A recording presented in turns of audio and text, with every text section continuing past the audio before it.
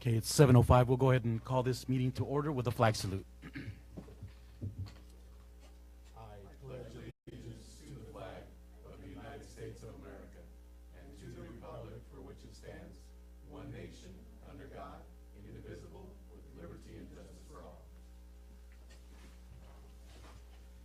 I'd like to welcome all our guests here this evening. Thank you for being here. I don't know if there's any need for, doesn't look like there's need for Spanish translation, so muchas gracias. Thank you very much. Moving on to item A3, I will entertain a motion to approve this evening's agenda. Move to approve the agenda as written. Motion's been made by Director Simmons to approve as written. Second. Second by Director Mike Garza. Any discussion? Hearing none, all in favor? Aye. Aye. Ayes have it 3-0. Moving on to item B1. Is there any need for public comment? No public comment today. Item B2, we will hear from our student representatives. Caden? So from the past week, there's been some new developments. We finally got our Chromebooks, and that's actually worked out really well. I think the transition from paper to the actual electronic is good, and now there's not much need for the actual book. So all the students are actually returning their books. So I don't know what's going to happen with those. And then the seniors found out that they don't have senior projects, and they're really happy that they're actually going to get to do a project that is, because they're going to do a job search kind of, and they're really happy they're going to do a project that's going to pertain to their future and help them, rather than just something that they kind of do just to get through high school. So they're really happy about that. Any questions? I'm glad to hear that they were able to return books today. We haven't returned books yet. Okay. We are planning on doing them, I think, within the next week. Well, that's good, because my son weighed his backpack today, and it was over 20 pounds. Yeah. And we he's got he only weighs all 90 book pounds, so it's a little difficult to carry. Was that with the backpack? So that's good to hear. Yeah. So all textbooks or just a couple? A lot of the teachers, they are saying like you have to have your Chromebook, because a lot of the material that they're giving us, it is on certain websites like Google Classroom, so there's no way you can do it without one. And so there's really no need for their textbooks, and there's also online components that they give us instead for an online textbook. So a lot of the teachers are just going to have us return them or hang on to them till the end of the year, but they said that we don't need them anymore. Wow. It's happening faster than I thought. I like it. It's good. Any other questions for Caden? Thank you so much. And you are excused. I know you have an event, so thank you so much, Caden. Thank you. Moving on to item B3, board member reports. Legislative report, Director Simmons. So I promised the board that I would kind of do a 2017 final summary of the legislative session. So I'm just going to kind of hit some highlights to sum it up. So the 2017 accomplishments, and I'm pulling this information from the WASDA legislative information, but the first one, investing in our students. So the final 2017-19 state operating budget enacted provides approximately $23.91 billion to K-12 education. The highlights include increased investment in learning assistance program, professional learning days for educators, and creation of a statewide health program for school employees starting in 2019. And I'll talk about that a little bit afterwards.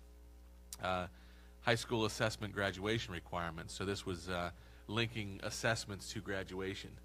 And the bill that was passed eliminates the science test requirement for graduation, which would be that biology end of course exam for classes 2017 through 2020, and reinstates a 10th grade comprehensive science test required for graduation for the class of 2021. It eliminates the collection of evidence option. So if you remember, we had several times run into that where students could do a collection of evidence. It creates new local course and pathway alternatives in these subjects, starting with the class of 2018 and beginning with the class of 2020. ELA and math tests will be administered in 10th grade. In addition, the bill creates an appeals process for students in the classes 2014 through 18 who have not passed the ELA and or mathematic test required to graduate. And my assumption is that maybe that replaces the collection of evidence. I'm not positive on that, but And then this was interesting too. On behalf of their students, school districts may appeal to OSPI for a waiver if the student has demonstrated the necessary skills and knowledge to meet the high school graduation standard, that they have the skills necessary to successfully achieve the college and career goals established in his or her high school and beyond plan, and have met all of the graduation requirements. So it does give some power to school districts to appeal for the individual students. As far as supporting the school, there's a couple items. One involving school siting, which, if you guys remember, that didn't have much to do with us, but it wouldn't allow building to go on site outside the urban growth areas. And then there was some information on the Public Records Act. They've done some tweaks there to make that not so tedious. Big part of this was in attracting and retaining quality staff, which is discussions we've had for a long time. So they've added professional development days. They'll begin phasing in professional development days for every educator starting in the 2018-19 school year. They have the School Employees Benefits Board that was created, and this will remove health benefits from the collective bargaining at the district level. So they'll now bargain at the state level, and they expect full transition to occur by January 1st, 2020. Another exciting thing I've talked about a little bit in the past, the Grow Your Own Bilingual Educator Initiative. That's to receive funding in the budget to expand dual language programs, along with funding to pilot grants associated with the Bilingual Educator Initiative to prepare high school students to become future bilingual teachers and counselors. So having that option, having some money to go toward that is great. Some changes in certification for teachers and administrators. I think it make it more convenient for them to get their certification. From what I could see and what I understand about it right now, maybe a longer time frame before they get their recertification. And then some good stuff for paraeducation standards and certification. So that bill creates a professional board, and starting in September 2018, phases in minimum employment standards, standards of practice, a fundamental course of study, and paraeducator certification pathway options to be implemented and hopefully funded in 2019 and beyond. So it should increase our quality and of knowledge that our paraeducators have. And then, the last thing I want to talk about is the capital budget. So they did not pass capital budget. It remains unfinished. What was adopted was a budget to carry over or reappropriate unspent capital project funds from this past biennium. The reappropriations only budget provides status quo funding to schools and significantly underfunds key programs like School Construction Assistance Program. In addition, since OSPI did not receive the necessary funds for administration, the functional act of processing payments to schools for K-12 construction projects may also be on hold. Fortunately, we're not in that position where right now we're expecting some disbursements for those funds, but it definitely has some implications for us going forward with a bond. So hopefully this is taken care of. There's some slight hope there will be a fourth session, but I think very unlikely. And So there's no timeline for a capital budget to be passed? right, and the big issue is with this Supreme Court decision, the Hearst water rights decision. They're still fighting over how that affects this. I don't know the details of why that is, but at the very least, hopefully early next year they'll have some answers for that. But it looks like going into our bond, we're only going to be able to estimate what we expect for state match. That would be my expectation. That's it. Thank you, Director Simmons. One thing I want to add to your legislative report is something I just received today from OSPI, and it was given to obviously all the juvenile courts and school districts across the state of Washington, but there were some changes that have been made to the passage of House Bill 1170, which deals with the Becca bill and truancies. And so I wanted to take this opportunity to invite either the board or any member from the public tomorrow between 1 and 3. There's going to be a meeting with potential community board members that are going to be part of the community truancy board, and an explanation of how we will deal with the Becca bill in the state of Washington. And so at City Council between 1 and 3 o'clock, representatives from the school district, the juvenile court, and ESD will be presenting this information. So it's some legislative stuff, and so I wanted to add that in case you didn't have that. And thank you. Okay. The other thing we have, as far as board member reports, is a discussion on our linkage committee. I know that, Director Simmons, you had brought that up, that you wanted to have a discussion on. I don't know if it's something that you want to do now or wait until our next board meeting. I know that there's a time crunch, but, Yeah, so my concern is where we're at on this, and maybe we need to just look to amend the end date of our committee that we have set up. If we don't have enough time, I don't want to push that to where they feel like they have to get things done and slam it all together. So I'm fine with increasing or postponing the end date of that, if the rest of the board is, and if you feel inclined to. And we can do that at the next board meeting too. Okay. Because it won't be the end of the committee why don't by we then. plan on doing that? I'll make sure that it's on our next board agenda. Okay. Thank you. Moving on to item C1, required approvals, and I'll entertain a motion to approve all of the everything under public content under required approvals. I move to approve item C1, required approvals, with recommendation. Oh, hang on. It might be changed. Someone read my mind. I would like to recommend to approve item C1 with no changes. Motion's been made by Director Simmons to approve item C1. Second. Second by Director Mike Garza. Any discussion? Hearing none, all those in favor? Aye. Aye. Any opposed? Motion carries 3-0. Moving on to item C2. Dr. Hurst? Yes, we're very excited to introduce our new Director, Projects and Risk Manager, Gregory Fultz. We're going to ask if Greg would come forward and just say a few words. Just take the mic right there, Greg. Share a few words. I think there's a button under.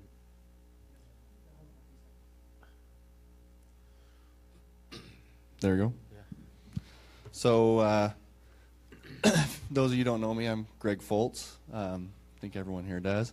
And I'm excited to start this new position, Project Risk Manager. It's going to be new for the district, and hoping to bring some stuff to the table from what I've learned in the past 20 years in my field as electrician and heating and air conditioning technician and doing construction work. So, you know, I've been in Othello for 38 years and worked for the district for the last 14 years, and I'm excited to move on in my professional career. So, thank you.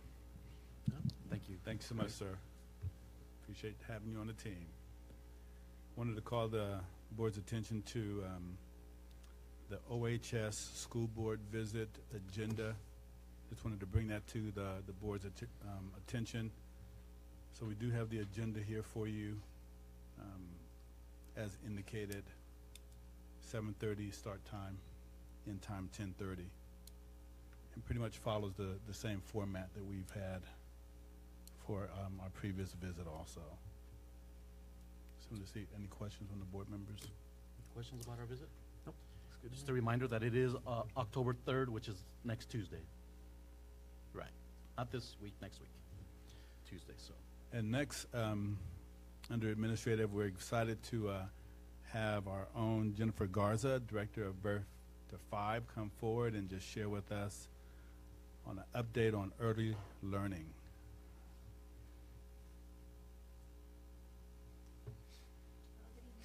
Good evening. Good evening. So the PowerPoint, hopefully you got it previously, and then it will be up there for you. So if you don't know, I'm Jennifer Garza. My new role is the Director of Birth to 5. And I'm here this evening just to share a little bit about my role and what's been going on so far this year. So pretty much I have everything and anything to do with early childhood education. So our preschool program, the program we've had in the district for several years now, Ready for Kindergarten. And then a new program that we're starting this year called Learn Academy.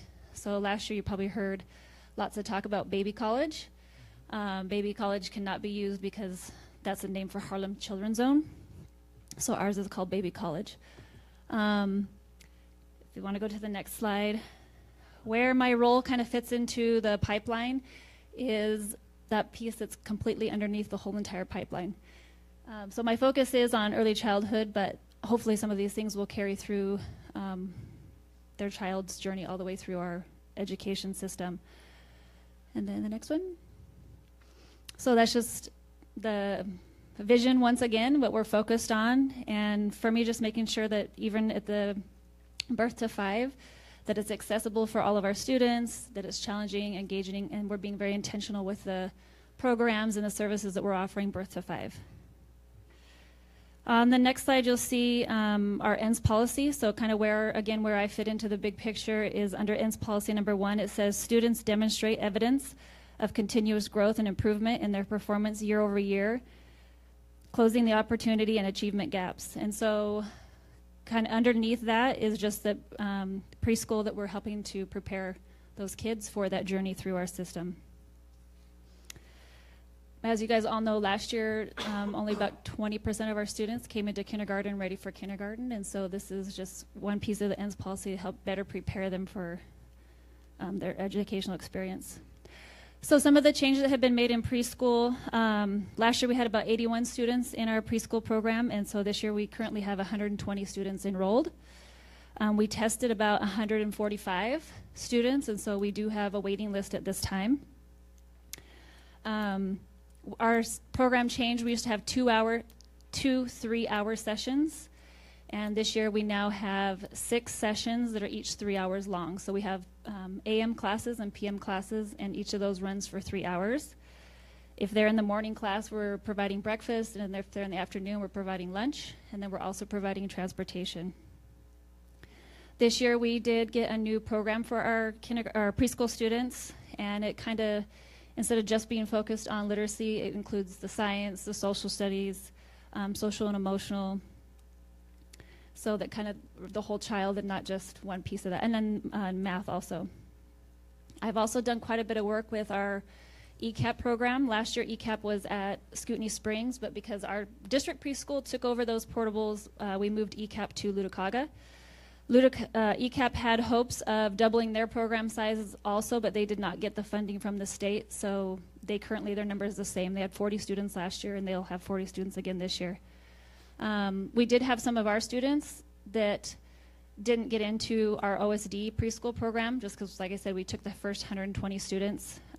So I helped about 7 or 8 families get into ECAP, and then I've helped a couple families get into Inspire, which is over behind Hiawatha, which is also a state-funded program based on income. And then I recommended a few families out to Sun Acres preschool program, and our Christian preschool that's at the Nazarene Church, and then a couple of our families got into co-op. So even though they weren't able to get into our preschool program, I worked really hard to try to put them in connection with other programs in our community. So that made me feel good, I guess, that at least if they couldn't get into ours, they had other resources available to them in town. So our next one is Ready for Kindergarten. Ready for Kindergarten has been around about 12 or 13 years now. It is a program for parents that have children birth to 5 years old, and it is 3 times a year. So we have sessions in the fall, the winter, and the spring.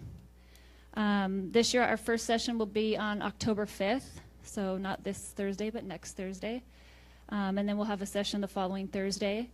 Then we'll have it again in January and again in March. One difference that we're trying to do this year is, so the classes are for birth to 5, but I'm trying to add an additional night that we can just do our preschool families. So that would be 120 families plus the 40 ECAP families and then any other preschool kids in town. So hopefully that will get us maybe another 100 to 150 families to go through the Ready for Kindergarten program. One misconception is because it's Ready for Kindergarten, a lot of people think that they don't go until their child is 4 or 5 and ready to go to kindergarten. So I've been trying to, again, work with our local preschools and daycares and community members to kind of clarify that message that it's birth to 5, not just our 4 and 5-year-olds. Those classes are offered in English and Spanish, every single class. Parents are given, they call them tools, but they're different toys that they learn about during the class session. And then they're given those toys to take home and engage in those same activities with the families. Also, this last year, we partnered with the Dolly Parton Foundation, and so any families that sign up through Ready or Learn Academy or our preschool get on a mailing list, and they receive a free book every month. And some of those books are in English and some are in Spanish. And so just another way to put books in children's hands in our community. The next one, Learn Academy, like I said, is brand new this year. Tomorrow night is our first night. So I'm a little bit stressed this week. We have enrolled 30 families. We have 15 families that will attend the English speaking classes and 15 Spanish families that will attend the Spanish courses. I've partnered with the ESD, and they actually offer quite a bit of parent education classes, and through some of their funding, they're able to provide those classes to us completely free. So that's a huge plus for our district to have those people come in and provide those classes for the parents. Again, parents will, it'll be a little bit more hands-on. They're going to be either making things or, getting different toys or tools that they can, again, use to engage with their children. A portion of the evening they'll actually bring the kids in and engage in the activity with their child. So instead of just getting it and taking it home and we don't know exactly what they do with it or if they really understand how to use it, this will kind of be a next step for them to do. The classes, again, are in English and Spanish. Some of those classes are going to be around early literacy, early numeracy, social emotional literacy, early interventions, executive functions, and then they'll also teach them how to use a screener themselves to kind of tell if their child has any delays. And then if they do have delays, what are the resources in our community that are available to help them with that. The last thing that I've been working on the last couple of months is kind of just those partnerships. Like I said, I've been at several meetings at the ESD making some connections there. I'm now on a regional team of early childhood directors and educators that meets once a month down in the Tri-Cities. I've reached out to the Spokane School District to go visit their preschool facilities there because they run a lot of it through their district also. And then on October 26th, we're having what's called a dinner and a dialogue. And again, that's inviting some of our local kindergarten teachers, our preschools, our daycare providers, hopefully some of our administrators. And again, the ESD is partnering with me on that. They're going to provide the dinner portion of it. They'll bring in a couple speakers, but then mostly it's just posing some different questions and talking in table groups and answering those questions and just building those relationships. What is it we're wanting kids to be prepared with when they come to kindergarten? What are they doing in the local preschools and daycares to prepare them for that? But just kind of keeping those open lines of communication with us. So that is what has been going on in early childhood education. I think we've had a couple bumps in the road. One just being, I'd really encourage you when you're out in the community talking to really talk about the Early Childhood Center, which is the preschool that's across from Scootney. But that's been a little bit of a struggle because everybody's like, the preschool, where's the preschool? And everybody knows it as the building across the street from Scootney. But it really is the Early Childhood Center. If people have questions, we now have a building secretary, and so she can take calls, she can take people coming in. We really just want to get the word out there that it's a resource to our community and to our families, and that's where we are located. So any questions for me? I'm excited to hear, Jennifer, about the partnership with the Dolly Parton Foundation and those free books. Yeah. So my question is, how's that advertised to all the families who could use those? So when our biggest avenue right now is Ready for Kindergarten. So any parent, even last year, that came in the spring to Ready for Kindergarten, we signed them up because we already had their names and their addresses and all their contact information. So they should already have received a book in August and September. When we have our Learned session tomorrow, we'll sign up families. And then next week when we have Ready for Kindergarten again, we will sign up families. So it's kind of one of the another bonus of signing up for Ready for Kinder or Learn Academy. Today I was doing pricing, and so for each student or each child that comes to Ready for Kindergarten, it's almost about $120 a kid. So it's a really good free service that families are receiving, and we hope that they take advantage of that. So again, if you know families with young children, send them to Ready or send them my way, and we can give them the information they need to attend. Any other questions? I do. Could you Yes. explain to me the difference between, the OSD preschool and the ECAP program? So ECAP is a state-funded early childhood preschool that the state funds. And so parents have to apply, and it's based on income. So you have to be below a certain income to qualify for their preschool. And so that's actually run through the ESD, and the ESD just like rents our facility.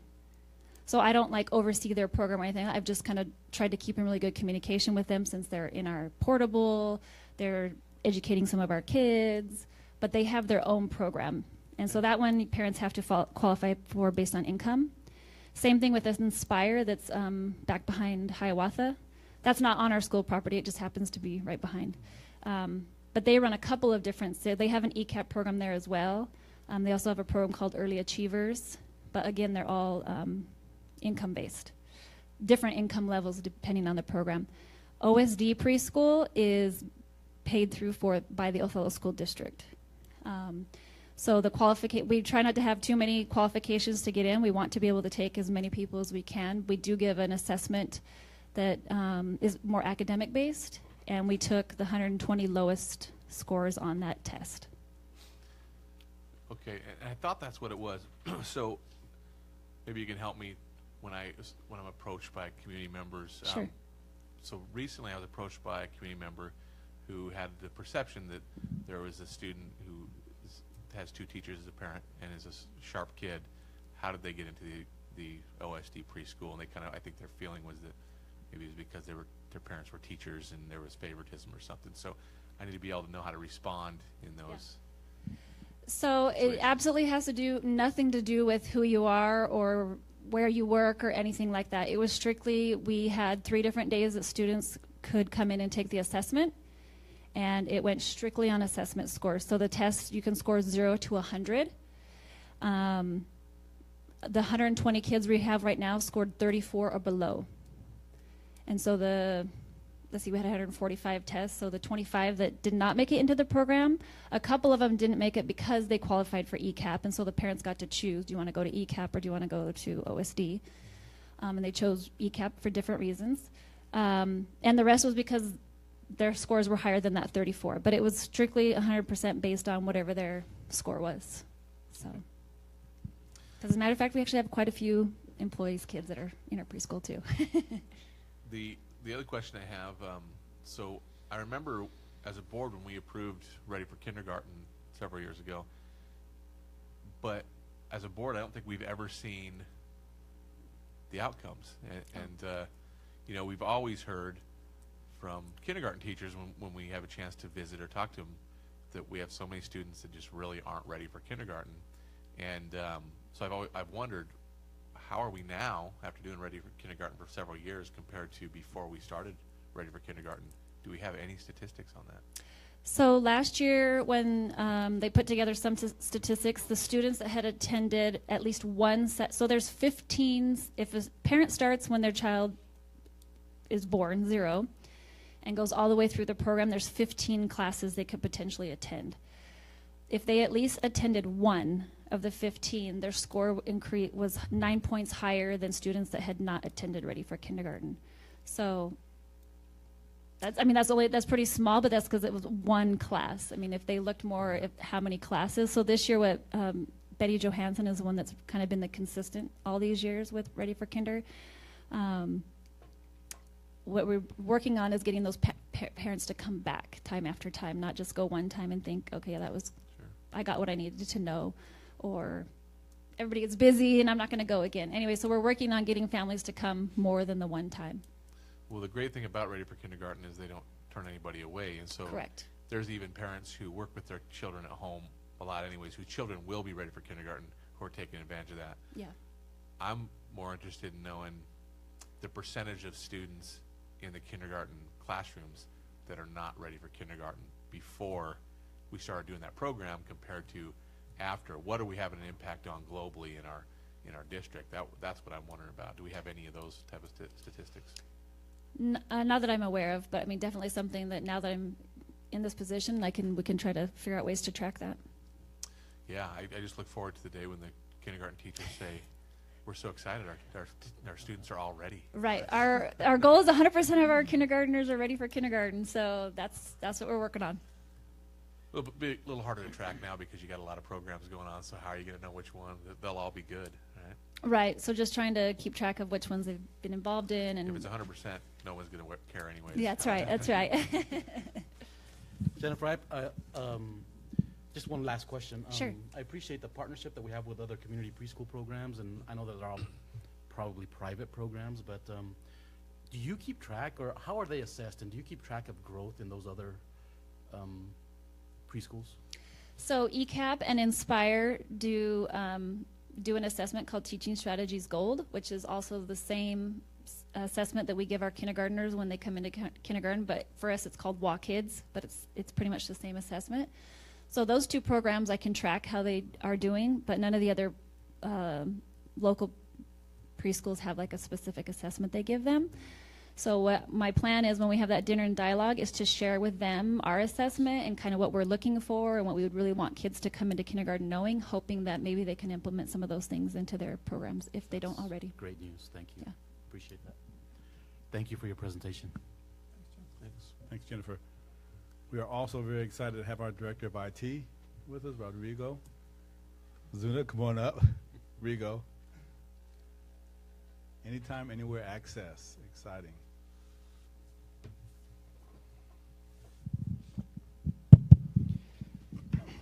Good evening, everyone. So Good evening. I'm here to present to you guys the Anytime Anywhere Access for our students. For those that don't know what Anytime Anywhere Access is, what we're trying to do here is we're trying to provide internet access to all students, basically anytime, anywhere. So basically our end goal here is to provide internet on buses or internet within the community for those students who have those Chromebooks. So when Dr. Hurst came to me about this, I was very excited. Reason being is because when I was a kid going through the school district here, I didn't have internet at home. So it took me until my senior year of high school until I actually saved up money to buy a 56K modem for my computer. That's the first time I had internet access at home. So when he approached me with this, I thought, wow, this is something exciting that we can provide for our students. So I went out there and I actually researched hard because I would say this is something that I'm really passionate about after he explained what he was trying to do with it. So some of the possible solutions that I came up with was equipment such as Ubiquity networks, Cisco digital networks, hotspot on buses, AT&T Wi-Fi devices for kids, and a program called Sprint Connect ED, which Sprint Connect ED is basically Connect Education. So I got this diagram off of the Ubiquity Networks website. So what this does here is that you will have a certain amount of devices within the community. So basically the internet will come in through our building. We would prop up what's called a beam, a power beam on a tower, which will project to a to one of these Air Max sectors, and from that Air Max sector, it was then project out to other access points within the community to allow those to give out internet to people around the community. So that's kind of a diagram. That's what kind of the basic idea of what we would do around here. This would have to be basically line of sight. Our community is very beautiful, has a bunch of trees, a bunch of buildings, so it could be a little bit difficult. But with some repeaters around, it's possible. So on the next slide, it's kind of a breakdown of what you would need to basically stand up a community. So it's looking at just the prism that sends out the beams to the access points, $188. The power beam that projected to that prism is $88, and then the mesh, the access points, about $167 a piece.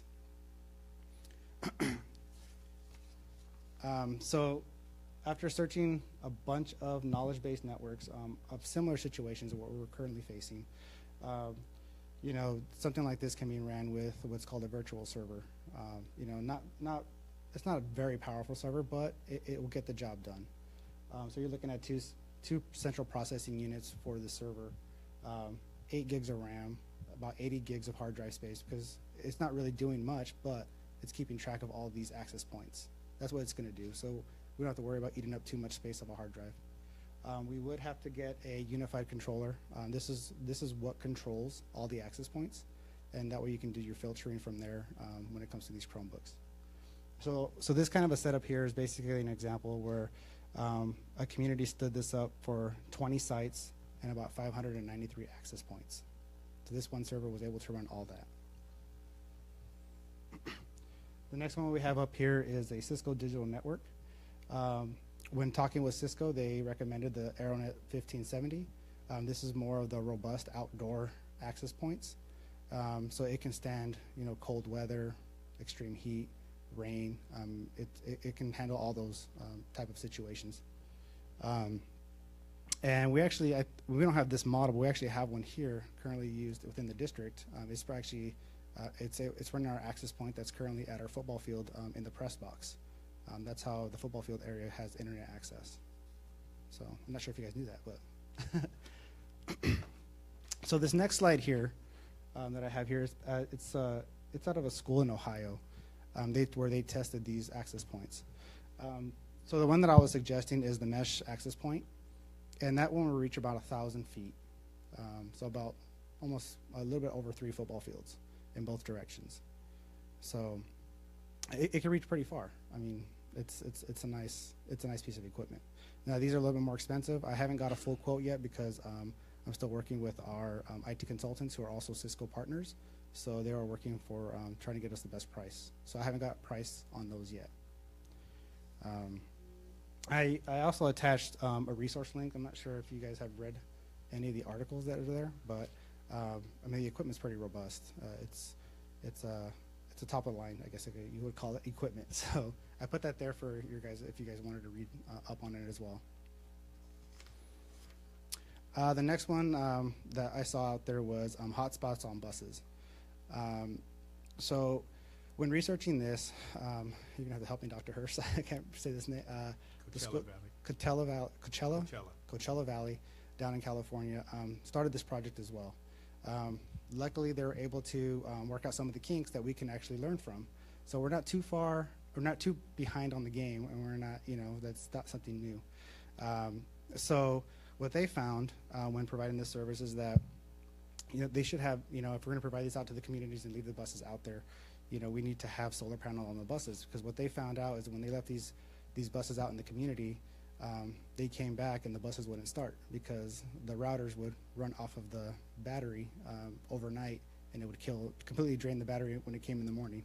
So to solve that problem, they installed solar panels on the top of their buses, and they installed an extra bus battery that the solar panels will charge throughout the day, and then the router will run off that extra battery instead of the one that ran the bus. So when looking at this, I did some research out there with help with Ethnetics, and we all came back to the same router. It's widely used when it comes to school buses. It's called a Cradlepoint IBR 900. Those are the ones that are more rugged and that can withstand, if a bus hits a pothole, it's not going to knock out the SIM card or something like that. So that's what they recommended. That's what Coachella Valley is using. I'm not sure if they're using the IBR 900, but they are using Cradlepoints, from my understanding. So that's something we felt like was a good option there. So we have 33 buses that we can possibly put this on if we do decide to go this route.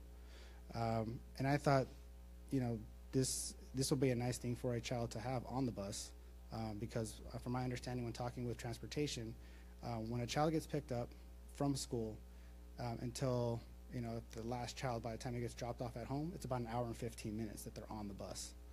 So I mean, what better time to use your Chromebook if you are junior high or a high school student on a bus, use the internet, hopefully do some homework or other items that they can research at least just to read up on items. So I thought that was another good possible solution for us. The next one is the AT&T MiFi devices. When talking with our AT&T rep, they mentioned the school district in Alaska provided MiFi devices for their students who didn't have internet at home. I thought that was a pretty cool idea as well, because I don't know the exact number, but of students that don't have internet at home, but that's something I'm sure we're going to find out. So I think why not use it here? So he told me that they were able to pay for it with this WSCA NASPO contracts. So that's something we can definitely apply for and hopefully be able to pay for these devices as well if we go this route. The only thing, again, with LTE in our geography around this area is that, between Bob's Corner and by up to Radar Hill, there's poor service. I mean, it doesn't matter what LTE plan you have, it's just poor. Everybody drives to Tri-Cities, they lose connection, especially, should be talking on the phone, but yeah, you definitely lose connection there. So that's the only cons that I see for students that live out in that area. I'll save my question on that for. Okay. I was looking at Rob the whole time. The next one I have here is Sprint Connect ED, or Connect Education. Now, back in 2013, the Obama administration just made this federal program because they wanted to connect education to the kids who can't afford internet at home. So Sprint jumped on board. I mean, there's a bunch of companies that jumped on board with this. Apple jumped on board, but Sprint was the one that actually made a pledge to pledge 1 million devices that would connect students to education. So I thought this was another cool idea. So I went through, I made some calls, I talked to Sprint, to the Sprint rep, and I had them do a signal test out here in the Othello area. They said it wasn't good, but it wasn't bad. They said it was fair. So I can live with fair. So I asked for some, requirements on, what they need for us to apply. I came across an article back in that happened in New York. There was a school district out there that applied for this program. Now, granted, they had 50,000 kids in their school district, but they said they had about 60% of their students were on free and reduced lunch, and they were able to apply for this program, and they received, I think it was like 250 devices for their students' families that didn't have internet at home. So so I thought that was a pretty cool idea that we can another avenue that we can venture off if we needed to. The requirements are there, be a public charter or a private K through 12 school in the United States, which we are. Be located in a Sprint 4G LTE network, which I mentioned was fair. Have significant funding, which we just purchased a bunch of Chromebooks for our students. And then basically to articulate how the connectivity will basically help our students achieve their education goals. So after looking over all these possible solutions, I thought the best route to go would be internet Wi-Fi on buses. So I figured it would be a two-phase project. First phase is that I want to at least put one of these routers on a bus with a plan. Basically have it out there for 2 months. That way we can determine to see how much data usage occur on these buses while they ride home. And then once we figure out that data, we can then suggest or look at the options. Do we need 1 LTE plan per bus or 2 LTE plans per bus? Because those who have unlimited data on their phones, after 20 gigs, the internet or the wireless companies, they throttle down your internet connection. So if we do reach that 20 gig limit in a month, we might have to look at another plan to add to those routers. So that's some of the testing that I would like to see, and how much data usage happen on a bus.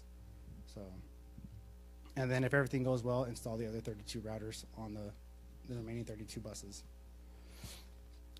Phase two would be to apply for that Connect ED for MiFi devices for students that don't have internet at home. Basically 1 MiFi device per family. So that was my suggested plan. I put in some estimated costs. Don't panic. Too late. So the reason why I kind of inflated the prices, I'm not going to lie to you, I did that on purpose because, like I mentioned before, Murphy's Law always comes into play when looking at IT stuff. You wish everything goes perfect, but you can't really plan for everything. Something might happen. A bracket might break. You might need to purchase some extra stuff. So I figure with 33 buses, roughly around $2,000 per router, you're looking at $66,000 to basically fully equip our buses to do the job that we were looking for it to do. Now, bullets 2 and 3, those are optional. Those are basically what we want to do with this project. Do we want to leave these buses out in the environment, in the community, so that way students can access internet at nighttime? So these are also added in there. I don't know the actual price of solar panels. I put it at 800. I'm hoping that would be enough to run the 60-watt router and stuff. So basically powering a battery, the extra battery that's there. So I figured $800 for the solar panels and roughly around $400 for the extra battery for the bus. So then, you times that by 33, each section there, and that's the price you get. The LTE plan. Now, what I put in here is an estimated cost, and this is basically hitting for the fences, right? This is already saying that we're going to use 2 plans per router. We might not need 2 plans per router. We might just need 1. But I just put it on here just to show you guys the price if we do go that way. The nice thing about this is when talking with the Netics, the previous contract that I talked to you guys about, the WSCA and the NS whatever, that one would help pay for that plan. So that can be chewing up some of that, and it's not as expensive per month. If we can apply for that and get that can help pay for that. The timeline that I was looking at was basically between December of 2017 and March 2018 is research equipment and LTE plans for the school and buses, which we're kind of ahead of the game there. Because I already looked at 2 different types of Cradlepoint routers, and basically we need to look at which LTE plan we want to use. Whether AT&T, Verizon, and now that we know that Sprint is out here, we can possibly use that as well. Researching the equipment still needs a little work because we need to figure out these antennas on these buses. If we do want to leave them out in the community, is how far do they project out to the community? So if we park a bus in front of in a community, does it only hit 2 houses, or can we make it hit 30 or 40 houses? So that's what we need to figure out when it comes to the antennas on these routers. So that's why I need to do some more research on these routers. So March, hopefully that'll be where we'll plan to install our first router on our buses, and then that we can gather that data between March and June. And then from June to September, install the remaining 32 routers on the school buses, and then August and October, apply for that Sprint Connect ED program for students that don't have internet at home. Now, like you say, you can plan for everything, but there's still a lot of unknowns that we don't know. First, one of them is how many students are without internet at home. Now, when talking with Dr. Hurst and Thalia and Molly, we have a plan to hopefully get those numbers. And that will hopefully we'll find out no later than November, I'm assuming. Mm-hmm. So we'll definitely know a number by then on how many students don't have, other than smartphones, don't have internet at home. So, so when I get those numbers, it will be better to answer those questions. Like I mentioned before, what type of LTE plans for the buses, what type of Cradlepoint routers to use, the time to install the routers on the buses, because we're going to need to get transportation maintenance to help us with it. I worked a little bit on cars, but I don't know how to actually connect it to a battery, so so we need their help as well. So basically the availability for the maintenance crew for the installation on the buses during the summer. And then the turnaround time for phase 2. When applying for this stuff, I don't know how long it takes them. And another unknown that I didn't list here, and I just thought about it recently, is we don't know how long this Connect ED or Connect Education is going to last. I don't know how long this program will actually be out there for us to use. So that's another option. That's another thing that I just thought about today. So, and that's more research I have to do there. So why is this important? Well, last year's numbers, we had almost 4,400 students at the end of May. About 3,600 were on free and reduced lunches. That's about 81.7%, or it is 81.7% of our school district here. And so being conservative, you figured each family has about 4 kids in the school district. and stuff. So you're probably looking almost close to 900 families that are on free and reduced lunch in our district. And I mean, you can even go a step further with that and just say, conservatively, probably half of those don't have internet at home.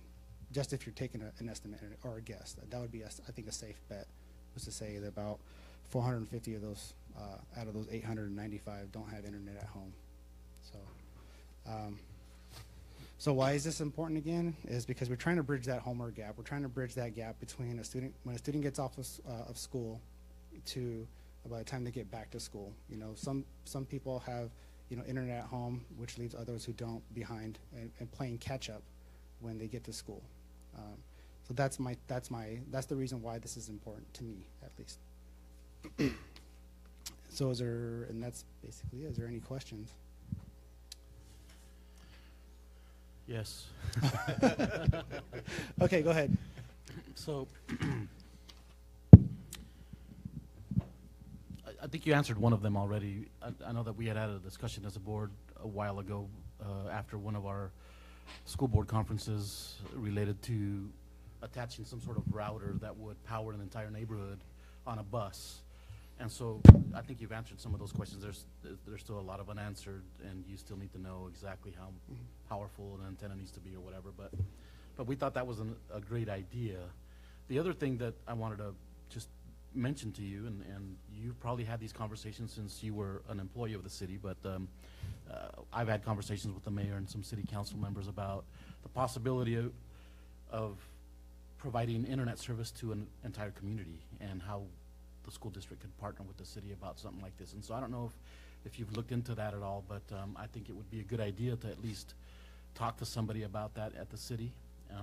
I know they can provide buildings that are probably taller than what we have, that we can place some routers or antennas or whatever we would need, but I just wanted to mention that as an option.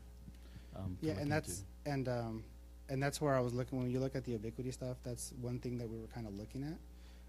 We were looking at how to basically put those on buildings, because you have to get everybody involved. You know, Avista has to give you permissions to use their poles. You have to get permit for the poles. You have to, I mean, there's tons of stuff that you have to go through, and so there's a lot of people involved just to make it happen. So the city would be great. I mean, if you know, I know they have some light poles out there that we can possibly use and so forth. So that is an option. However, that does put a lot of devices that are out there, and you know, our department is not very big. So that's my only concern with that. The example that I put up there for that environment that had almost 600 access points, and then we have to figure out as well, okay, who manages those when those go down? You know, who's going to climb the pole? I'm afraid of heights.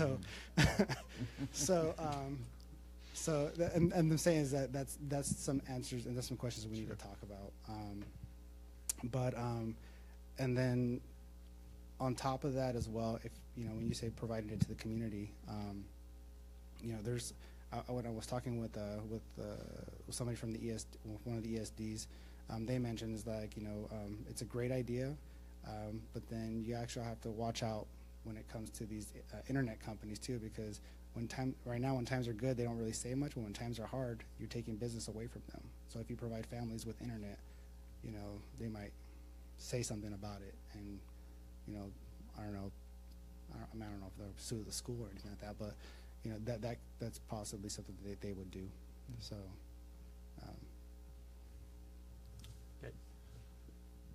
you know, that dead spot you're talking about, it's been like that forever. I wonder if any of these companies, if they knew that we were going to be adding devices and what we want to do, if they'd consider another tower or something that might improve coverage there. Have you ever had any discussion with AT&T about that? I had, yeah. And so the story that came back to me is that we have the most powerful tower west of the Mississippi. So that's literally. Tell them to move it. I said, to the right spot. That's literally what he told me. He said back when the iPhones came out and it became so popular to jailbreak iPhones, you know, where they were basically stealing data and all that stuff from these towers, where they thought the tower was malfunctioning, they kept on boosting the signal, to where it's maxed out basically, and that we have this most powerful tower out here. You know, yes, if there was like business out in that area where they could put up another tower, they would definitely look into it. But at the time, they don't have real plans to put another tower out here. So are they bragging about the one tower they have? They're bragging about Is that what it one is? tower Okay. that is the Well, strongest. there's other companies. Yeah, so yeah. I'd kind of like to know if hypothetical, of course, the bus route. I mean, we're going to equip these buses and we're going to leave them overnight and all this other stuff. Is 33 buses our entire fleet? Yes. One. So they wouldn't all be left out at night, would they? Well, see, and that's the thing. That's the thing that we How big have. a scope, I guess what I'm trying to get at is if you're prepared, I'm sure you've researched this. The area that you need to encompass with providing internet, Mhm. do all 33 need to be equipped? I mean, I'm thinking if we're not gonna leave 33 buses out there, why would we equip all 33? Or maybe there's a rotation where they all need to be equipped, but maybe in a beginning phase, if we determine that half of these buses are gonna be the ones left out, maybe we concentrate there. I'm just throwing stuff Yeah, out there. yeah, yeah, no, Because I no. look at this and I'm like, man, we're gonna have 33 buses out every night. I'm thinking vandalism, I'm thinking Oh, all that's- kinds of stuff going on. I'm like, whoa, do we wanna expose all that there? Yeah. You know. And that's what we thought. kind of talked about. Then that's one major concern about leaving these out in the community. I mean, there was other concerns that we kind of looked at too. You know, so do we leave them out until 10 o'clock at night? Because hopefully students are in bed by 10 o'clock. You know, the bus driver needs to go pick up the bus. Is that going to cause overtime for bus drivers? I mean, there's a lot that we still need to research and look at. And that was some of the concerns, vandalism, right? There's going to be expensive equipment on these buses. I mean, You got constant internet, you got cameras too then. so, and then the answer to the question about signal strength, when researching the cradle points and the antennas that you put on there, supposedly those would be better than cell phone type antennas. So you should be able. They were saying that you should be able to get better signal. So hopefully in those areas where you get no service, you might get 1 or 2 bars. I mean, that's what they're kind of claiming. That's their claim to fame. So, you know, we'll definitely put that to the test because we're always unique in this area. So. There's no way that we only have 33 buses. We have 38. 5 are for special ed. I thought we had 40-some buses, and that's why we're on 2 every year. Anyone know that? That's the number that I got from our transportation director. She should know. Yep. So- Maybe we sold some. I probably had a lot of questions, but it's so new, it's so early, and I'll probably save my questions till later, and when you get the prices down and that kind of stuff. I wish I could make Come up with all the I extra wish I could make my grants. own prices, but no, definitely when you know, we do more research. So for example, I'll just throw this out there. The IBR 9000, the IBR 900s, those are $1,000 for those cradle points. That's with only 1 SIM card in it. There's another one, so we decided to go to 2 LTE plans because we figured the students are using a lot. Then those routers are around $1,500. So I put 2,000 as a safe bet, you know, figuring taxes, all that stuff. So I'll put it in there. So Ednetics came back with a quote, and I want to say it was around, for all those routers, about $56,000. So I mean, you're 10,000 less. but- Honestly, my concern is more about the ongoing monthly fee than it is about the upfront cost of the hardware. Oh, so then yeah, because I mentioned with that is that if we can get that contract to help pay for that, I mean that will be a Yeah. huge help. Definitely. So the nice thing about this too, and I forgot to mention this in my presentation, is that like going to sporting events, you know, there's volleyball players. You know, eventually when baseball happens, they play on a weekday. You know, that bus ride to Sela or wherever they're going, that can be time where they can do their homework as well. So that's why I thought this is kind of important. So. Thanks very much, Rigo. Thank you. Appreciate it. Awesome. We We have don't some, have textbooks now, so that's right. we're going to need those Chromebooks. We have some updates. We have Mrs. Villarreal going to be talking about, or bringing us an update about contract discussion from the last board meeting.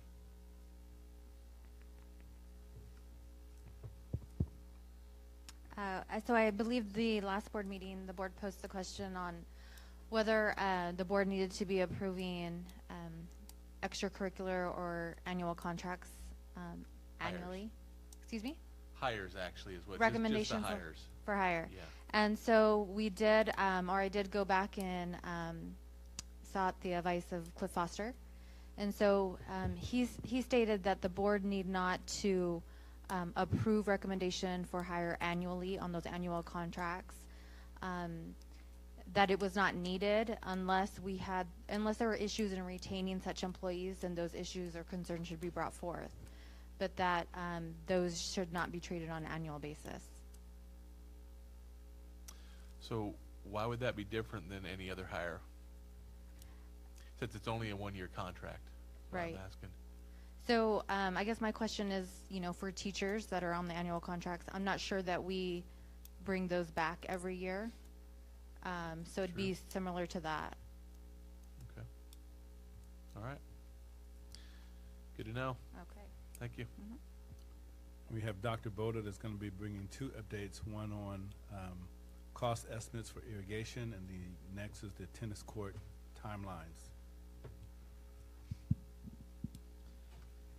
Good evening, gentlemen. So at the last board meeting, I was asked to present a couple cost estimates. This is in regards to the acreage north of town, which is up until last year was currently being farmed. So my research turned up that the water on that parcel has not been active for approximately 30 years. However, in order to activate it again, there will be a $76 recording fee to be paid to the district, or excuse me, the water district, not the school district. And the acreage currently is assigned for 40 acres, 115 acre feet per year, at a cost of an annual cost of $2,797.73. Now, as of last year, 60 acres was being farmed, not 40. So that brings it up to, excuse me, 177.5 acre feet of water at an annual cost of $4,196.60. My understanding is that the farmer that was farming it up through last year, excuse me, was supplying the water connection and the water, so the district was not paying for that. I was also asked to look into the fair market rate for rents for dry land farming, so land without irrigation. And just for a comparison, I also looked up the price for irrigated land. The average in Adams County for irrigated land per year is $406 per acre. However, the average in the state of Washington for non-irrigated cropland drops down significantly to only $73 per acre. Our contract last year with the farmer was at $100 per acre while he was providing the water. Now, those are some costs in irrigating. We don't have to irrigate, but by law we do have to keep the dust down if we, well, some way. So there is a company that services this area by the name of Road Tech. They have two products that can suppress the dust and weeds. The first one is a oil-based slurry that's commonly used on dirt roads in the area if you don't want to kick up dust. However, if we're going to eventually be building on this site, it's not really a good idea to be spreading oil all over it. So I didn't even get a quote for that. They do have a non-toxic lignin product. However, it is incredibly costly. The annual price to treat 60 acres is $130,680. So that's 60 acres. So that covers largely the irrigated parcel. So I wanted to address that first. I would also like to mention that I have contacted both the farmer who farmed it last year, in addition to a farmer whose contact information was provided by a member of the board. The farmer who would potentially be interested in it next year said that if the irrigation infrastructure is not provided, which it would not be, he is not interested. It is too costly for him to install that. The estimate that I did verify with a local company to install the center pivot and all of the subterranean irrigation is approximately $100,000 for that parcel. So the contract that we had last year expires at the end of September, and it does state that the current farmer must remove all of that infrastructure by the end of calendar year 2017. So as of January 1st, there will be zero piping and zero water to that parcel. The farmer I spoke with him this morning who farmed it last year is very, very interested in sitting down and discussing options to farm it again the coming year and as needed until we actually get some construction on the property.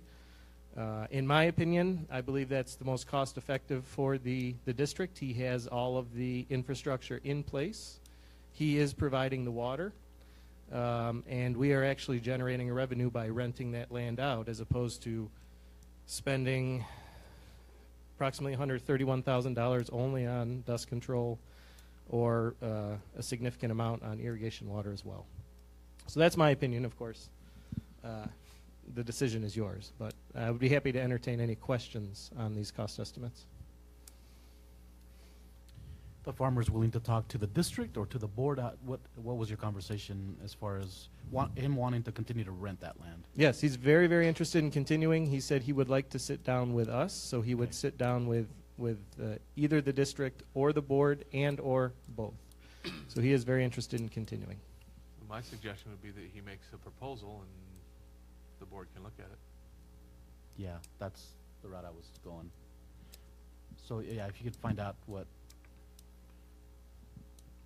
and I guess my question is, would he pay the same amount of rent? Well, that would be a discussion that would take place.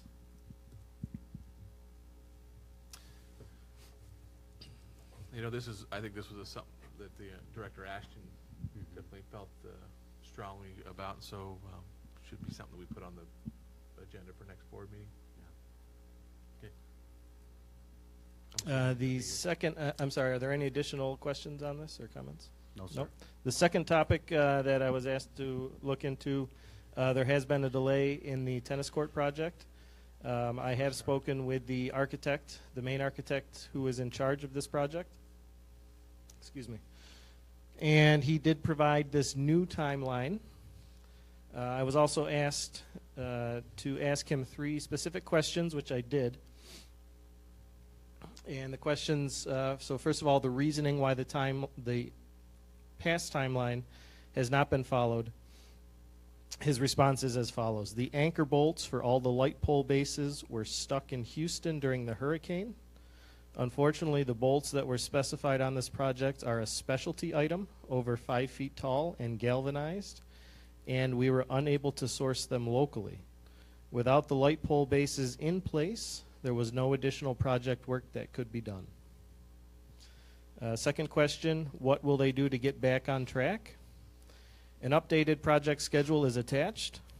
A paved date of October 4th pushes the tennis court surfacing to the end of the month. We've spoken to the court surfacing subcontractor and will have a plan in place should weather and temperature become an issue on the project.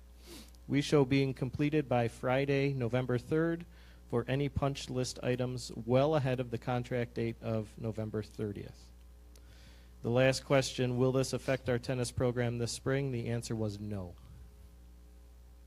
I would like to point out that as of next week, with Mr. Foltz coming on board, there will be 1 staff member dedicated specifically to keeping contractors on track, something we have not necessarily had to date, but that will be a main focus of his position.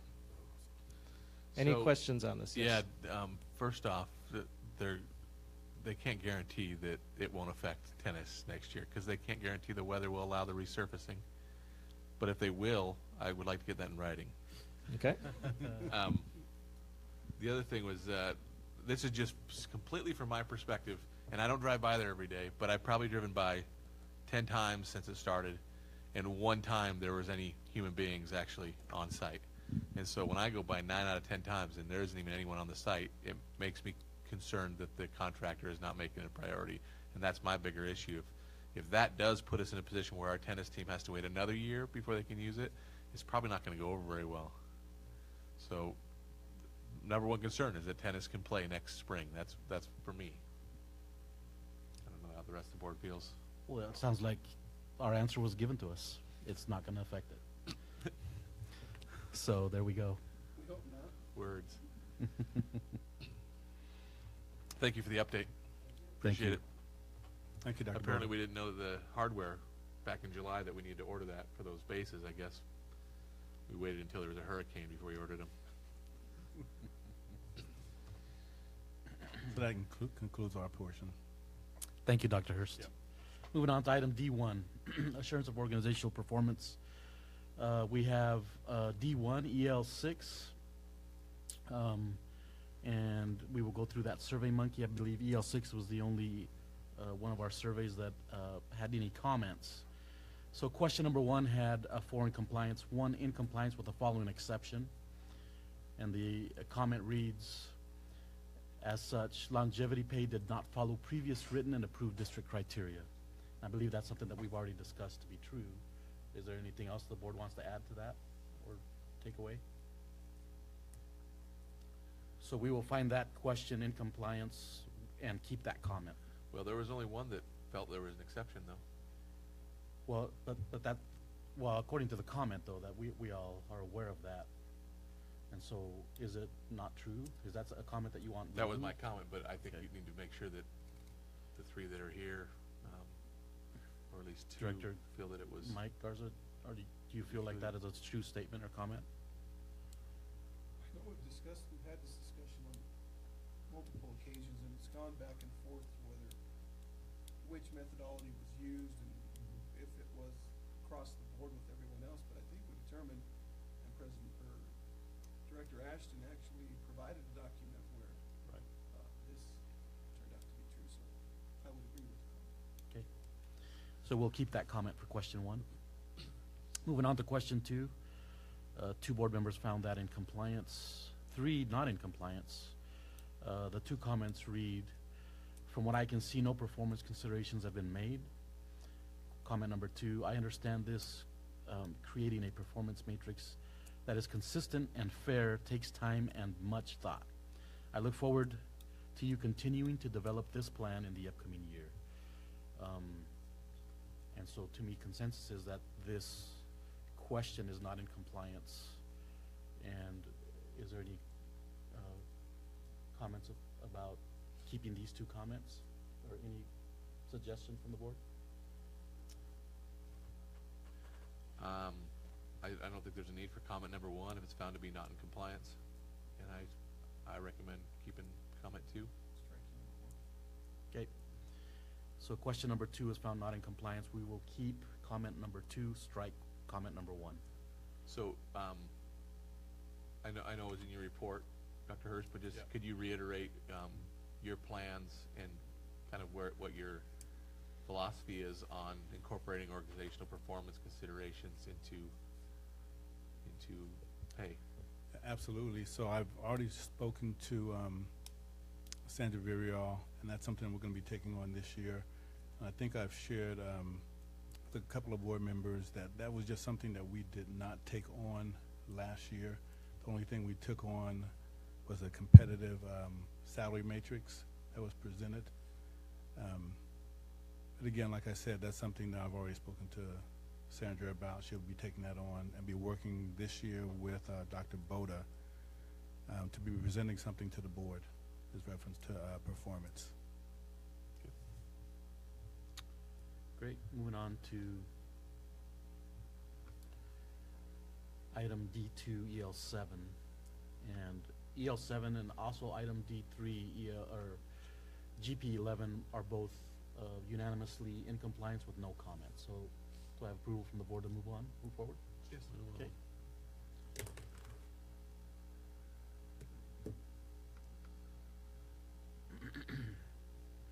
Under policy review, item E, items 1 through 15 are only placed in policy review to make those corrections that were needed based on some of the discrepancies that were found in the writing and so these are all items unless you guys that have already been changed according to what we've requested, and so unless there's any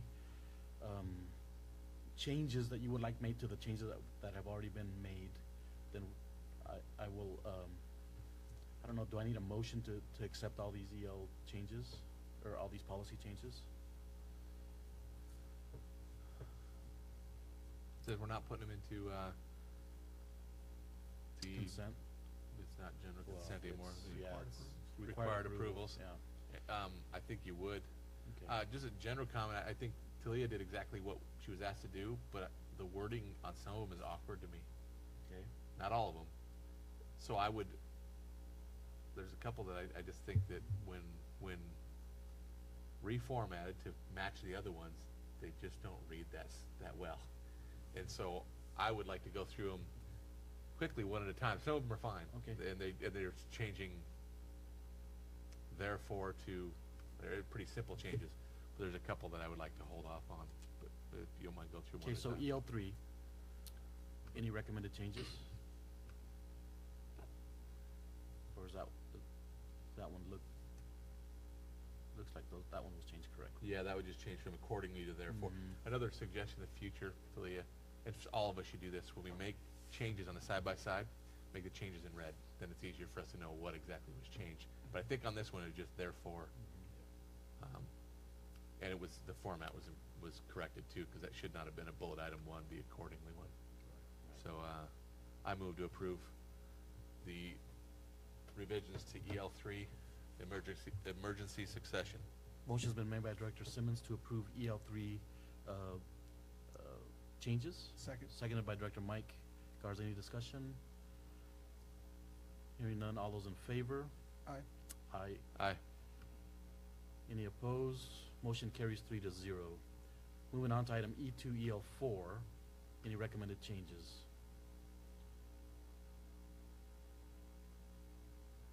I think that was the same thing, it just went from accordingly to therefore. I'll entertain a motion.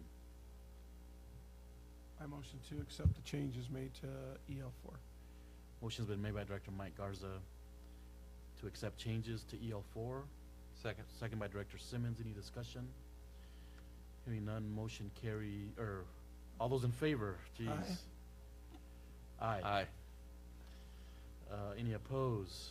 Hearing none, motion carries 3-0. I recommend EL5 gets tabled to next board meeting. Mo- What are your feelings on that? Okay, EL5 will be tabled till next board meeting. EL6, any recommended changes? I recommend that one be tabled as well. Okay, EL6 to be tabled as well, Director Mike? Yes. Okay. Item E5, EL7.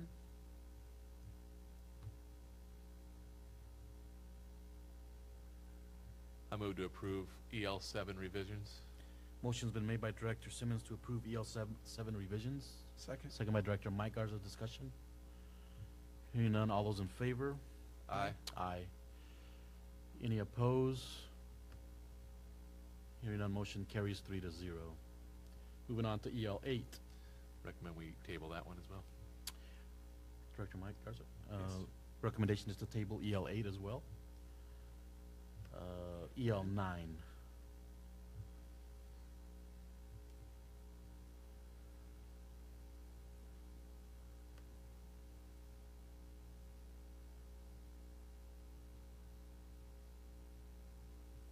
Recommend table. Director Garza. Second. So we will table EL9 as well. Moving on to item E8, EL11. Good with that one. I move to approve revisions to EL11. Motion's been made by Director Simmons to approve EL11 revisions. Second. Second by Director Mike Garza. Any discussion? Hearing none, all those in favor? Aye. Aye. Any opposed? Motion carries 3-0.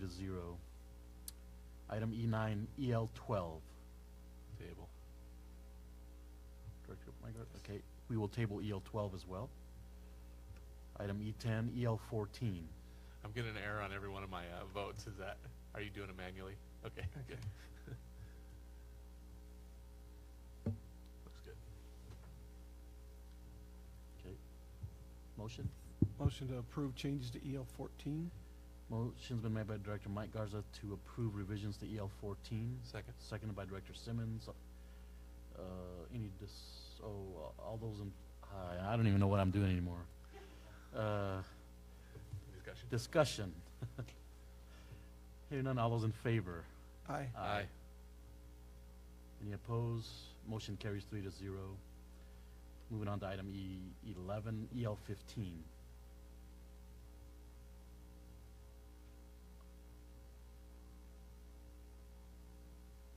This one's a new one. Okay, did I miss on the other ones? Did they say, I'll say cause, allow, or ignore? No, Ignore's a new one, right? it is. Better table that one. Okay. I never heard Garza? Yes. We will table EL15 as well. Is there, Dr. Hurst, is there an explanation for the ignore? I think, if you look at the, was one of them, without ignore, would not read well. Gotcha, Yeah. okay. And some of these might, Yeah. I want more time to be able to go over them. I want Right. to approve the obvious ones and then Mhm. have a chance to go over the other ones more. Okay, moving on to EL16.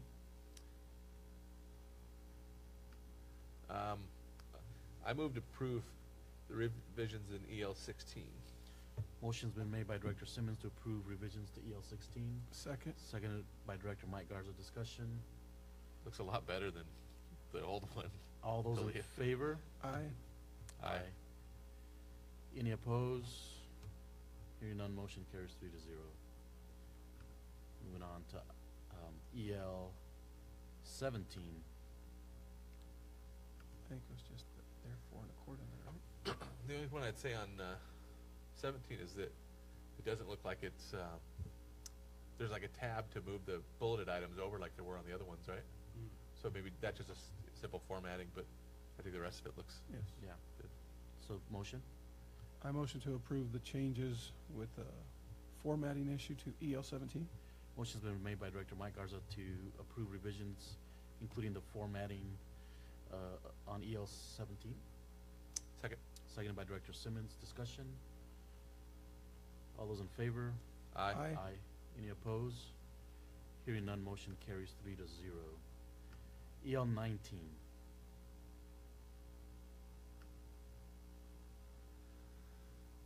I just struggle with these because, I mean, Yeah, won't cause her loud. some of them are directly things the superintendent is going to do. Some of them are the things that the superintendent delegates. When you delegate, then you don't want to cause or allow failure. But when it's something you're doing directly yourself, then it's okay to say, shall not fail to. And so that one I want to table as well, just so Okay. we get some more. Yes. So good about Okay, that. so EL19 will be tabled as well. And E15, our last one, EL20. That was a newer one, I think so. Yeah. I move to approve revisions to EL 20. Motion's Second. been made by Director Simmons to approve revisions to EL20, seconded by Director Mike Garza. Discussion? All those in favor? Aye. Aye. Aye. Any opposed? Hearing none, motion carries 3-0. Okay.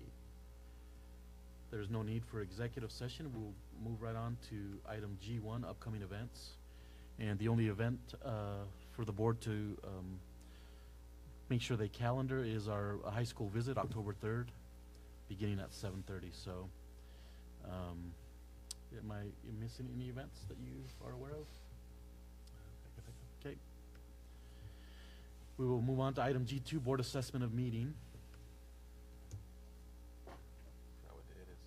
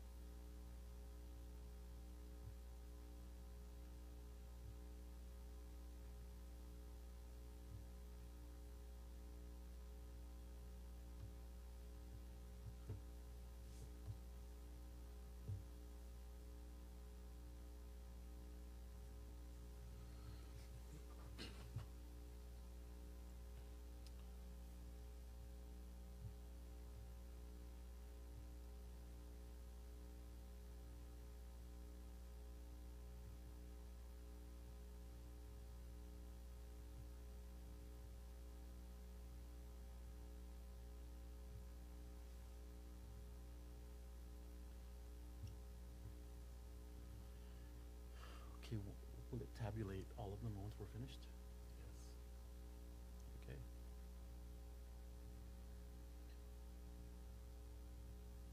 I still have a hard time reading this. Can you read yours? You gotta kind of move to the left, the right is all. It's a little awkward.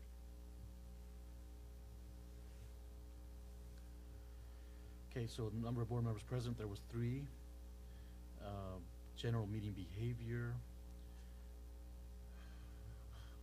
See, I don't understand all those. I mean, I've got all the answers.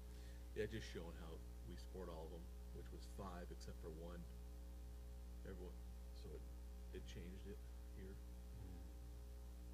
So that averaged. 2, 3. No, why would it do that? That's a total of 3, but that's not the average of the. Oh, I see. The weighted average of it. It was more like just about 4.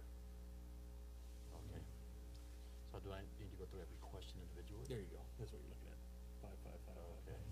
No, I don't think you have to. Okay, so it looks like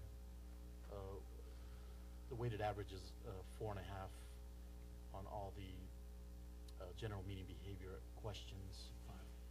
5, sorry. Except for 1. Oh. Except for 1, yeah. Except for 1, yep. I thought it was great participation tonight. Very balanced. Governor's principles review, 5 across the board. Obviously, there was no additional policies written. Overall mark for this meeting was commendable of 5. Good meeting. Okay. So I will entertain a motion to adjourn this meeting. So moved. Motion made by Director Mike Garza to adjourn. Second. Second by Director Simmons. Any discussion? All those in favor? Aye. Aye. Any opposed? Hearing none. Motion carries 3-0. We are adjourned. Don't leave yet.